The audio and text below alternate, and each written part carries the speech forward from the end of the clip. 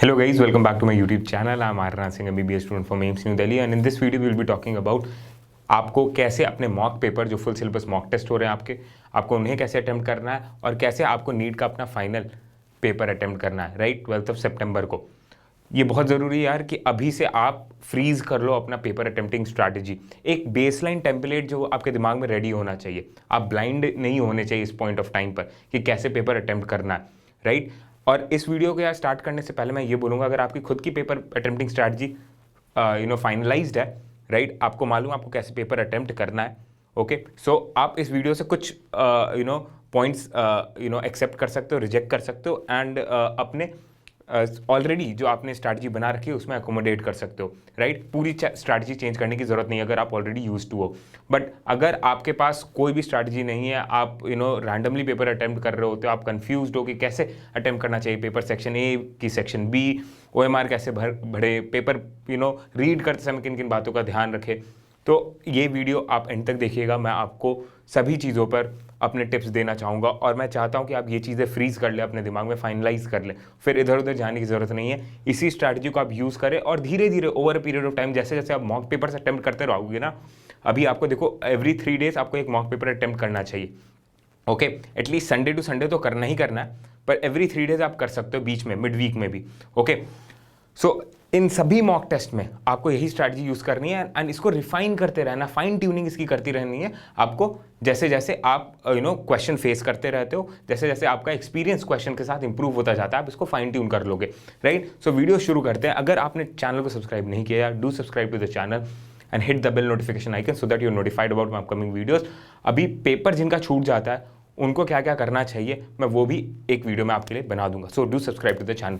सो यार Telegram channel जिन students ने नहीं ज्वाइन किया यार, मैं बता दूं आपको ज्वाइन कर लेना चाहिए। आपने ज्वाइन कर लिया होगा, अगर जो नहीं किए उनको मैं बता रहा हूँ कि स्टडी विथ मी सेशन वहाँ पे मैं रेगुलरली कंडक्ट करा रहा हूँ, प्लीज़ अटेंड कर लो। अगर तुम्हारी पढ़ाई खुद से नहीं हो पाती है तो पोल देखोगे बहुत ढेर सारे स्टूडेंट कह रहे हैं कि रात के 11 से 2 बजे भी वो पढ़ने को रेडी है। अगर 5 से 6 हज़ार स्टूडेंट यस बोल रहे हो उस पोल में, तो तुम्हें भी मन करेगा पढ़ने का, राइट। तुम भी सोचोगे क्योंकि वही तुम्हारे कंपेटिटर्स है, वो पढ़ाई कर रहे हो, तुम्हें भी करना चाहिए। Previous year question and analysis and cut off, किस कॉलेज का क्या कट ऑफ गया था पिछले साल, वो किस चैप्टर से कितने क्वेश्चन आए, उसका PDF as well as previous year question 2008 onward जितने भी हैं उनका मैं along with the solution PDFs upload कर दिया, राइट, अपने टेलीग्राम चैनल एमसोनी ARS पे, लिंक डिस्क्रिप्शन में है। तो स्टडी विथ मी सेशन जरूर ज्वाइन कर लेना यार। आते हैं पहली चीज़ माइंडसेट पे। माइंडसेट पे मैं ऑलरेडी वीडियो बना चुका हूँ, पर एक बार बस समराइज करने के लिए मैं आपको बोल रहा हूँ। आपको एक क्लियर हेड के साथ एग्जामिनेशन हॉल में एंटर करना है। जब भी आप पेपर दे रहे हो, घर पे अभी दे रहे हो mock test Sunday to Sunday, आपको एक क्लियर माइंड के साथ बैठना होता है पेपर देते हो, राइट। कोई भी आपके अंदर गिल्ट फैक्टर नहीं होना चाहिए कि पढ़ाई क्यों नहीं की, और कोई भी चीज़ बहुत ज़्यादा एक्साइटमेंट नहीं होना चाहिए, बहुत ज़्यादा गिल्ट नहीं होना चाहिए आपके अंदर। एक न्यूट्रल अप्रोच होना चाहिए। क्लियर माइंड के साथ आपको जाना है। आपको कैसे खेलना है पेपर में, अग्रेसिव डिफेंसिव, वो डिसाइड करके जाओ, पर कोई कट ऑफ मत डिसाइड करके जाना पेपर में कि मेरे को इतना ही नंबर लाना है, इतना नंबर लाऊंगा मैं पेपर में, only then I can survive, ऐसा कुछ सोच के नहीं जाना, राइट। क्योंकि पेपर की डिफिकल्टी आपको तभी पता चलेगी जब आप पेपर अटेम्प्ट कर लोगे, और स्कोर तभी पता चलेगा जब रिजल्ट आएगा, और आपका रैंक भी तभी पता चलेगा जब रिजल्ट आएगा। तो पहले से नहीं एज्यूम करके चलना है यार कि 690 लाना ही लाना है। पेपर टफ हो सकता है, आपका मार्क्स कम आएगा, बाकियों का भी कम आएगा, रैंक रिलेटिवली सेम रहेगी, ओके। और अपने आप को रूल आउट नहीं करना, प्लीज़ ये गलती मत करना है यार पेपर देते समय। कुछ क्वेश्चंस करने के बाद ना स्टूडेंट अपने आप को रूल आउट करना शुरू कर देते कि अब तो यार मैं कंपटीशन से बाहर।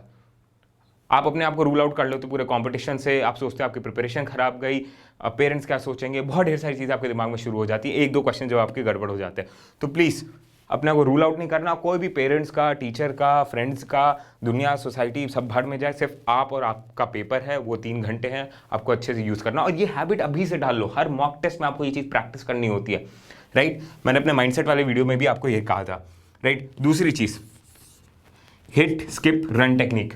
आपको क्वेश्चन को हिट करना है, नहीं आता है उसको स्किप करना है और एंड तक रन करना है, राइट। क्योंकि इंपॉर्टेंट है आपके लिए, स्पेशली इस पॉइंट ऑफ टाइम पे जब आपके पास 200 क्वेश्चन है। आपके पास हर सब्जेक्ट में, फिजिक्स हो, केमिस्ट्री, जूलॉजी और बॉटनी, सब में आपके पास 50 क्वेश्चन है, राइट। उसमें से आपको 45 अटेम्प्ट करना है, राइट। 5 एक्स्ट्रा क्वेश्चन है जो आप रीड करोगे। सेक्शन बी में आपके पास 15 क्वेश्चन जिसमें से आपको 10 अटेम्प्ट करने हैं। सेक्शन ए तो आपके लिए कंपलसरी है, 35 क्वेश्चन आप करोगे, उसमें कोई ऑप्शन नहीं है आपके पास।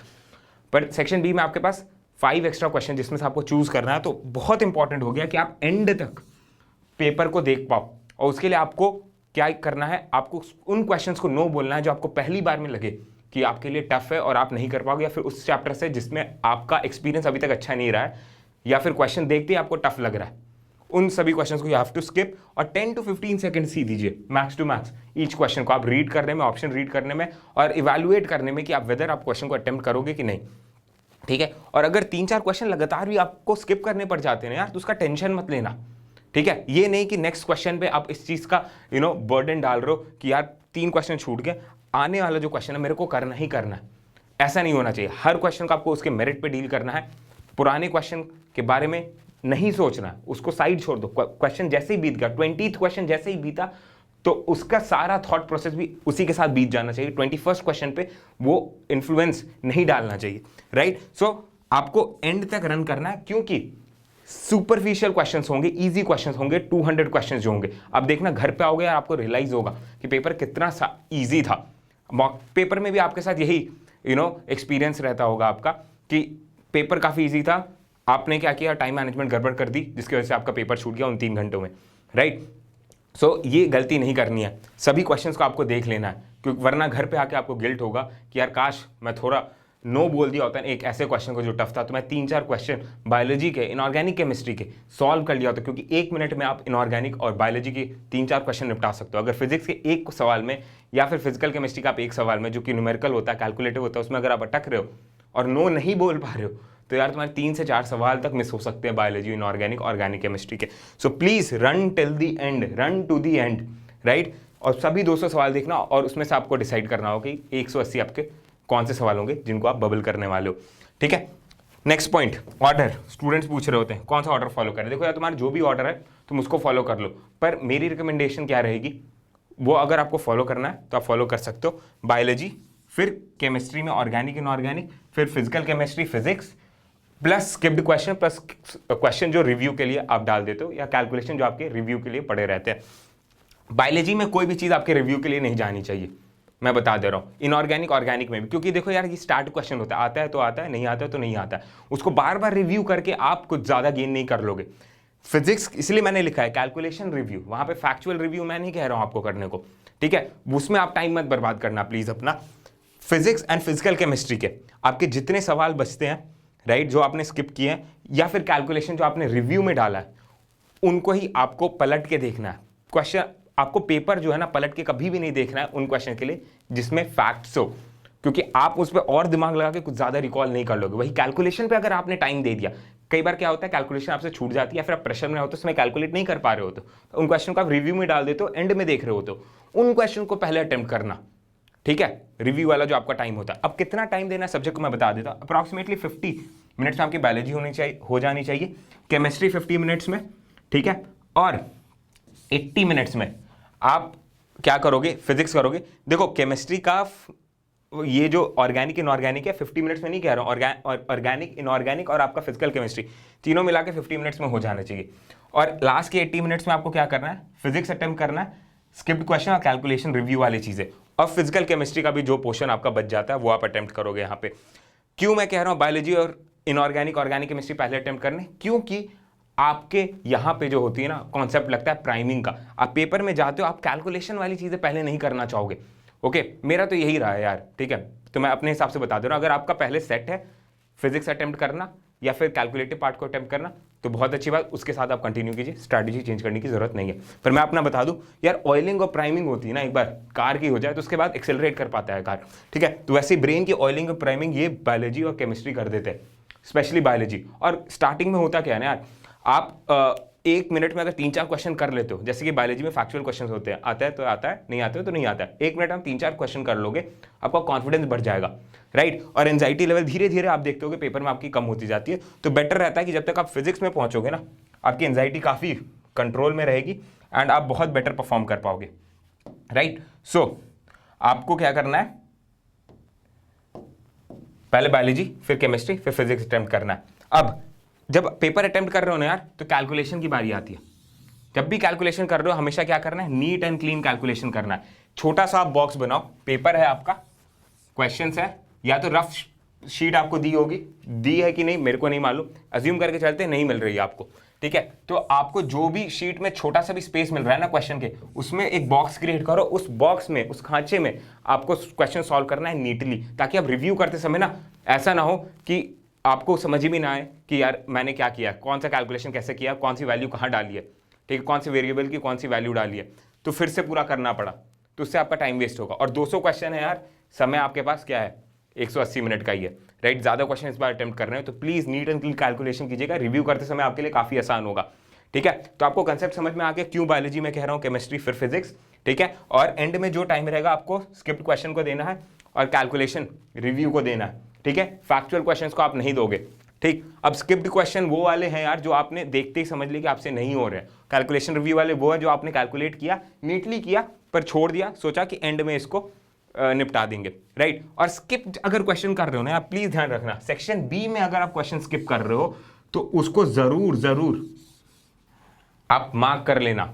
अगर क्वेश्चन को स्किप कर रहे हो री अटेम्प्ट करने के लिए, तो प्लीज मार्क कर लीजिएगा, वरना होगा क्या, आप सेक्शन बी को फिर से पूरा देखने लग जाओगे, आपको मन करेगा। मान लीजिए आप 5th क्वेश्चन सेक्शन बी का जो है, 5th नहीं, बेटर एग्जांपल देता हूं, मान लीजिए आप बायोलॉजी में हो, राइट। आपको क्या लग रहा है, या फिर आप फिजिकल केमिस्ट्री में हो या फिजिक्स में हो, आपने क्या किया, 40th क्वेश्चन जो है फिजिक्स का, 5th क्वेश्चन सेक्शन बी का, यानी कि 40 क्वेश्चन फिजिक्स का आपने स्किप मारा, आपको लगा कि आपसे नहीं हो रहा है अभी, ठीक।